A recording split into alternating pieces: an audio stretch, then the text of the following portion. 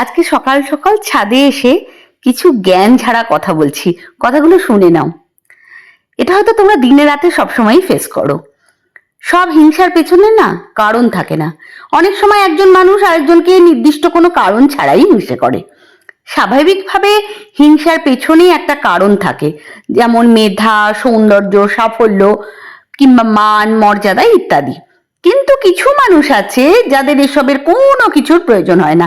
তারা নিছক মানুষটাকে অপছন্দ করে, তাকে দেখে জ্বলে, তার ক্ষতি করে, এমনকি বদনাম ছড়াতেও কুণ্ঠাবোধ করে না।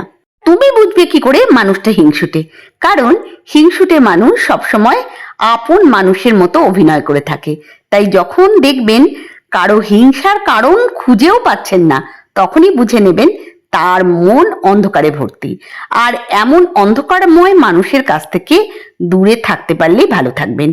অহেতুক তাদের মন ভোলাতে গিয়ে নিজের শান্তি একেবারেই নষ্ট করবেন না। আর সবচেয়ে বড় কথা, নিজের যদি মনটাকে ঠিক রাখতে হয়, মাঝে মাঝে মানুষের সঙ্গ ত্যাগ করুন, একটু প্রকৃতির সাথে অ্যাটাচমেন্টটা বাড়ান, ছাদে যান, বাইরে ঘুরুন, গাছে জল দিন, বিশেষ করে ভিডিও বানান, নাচুন, গান, অসভ্যতা না করে। এই সমস্ত কাজগুলো আপনি নির্দ্বিধায় করতে পারবেন ওই সব মানুষগুলোর হেডেক ছাড়াই। এবং আপনি যখন ওই সব কাজগুলো প্র্যাকটিস করা শুরু করে দেবেন, দেখবেন অটোমেটিক্যালি আপনি ভালো আছেন।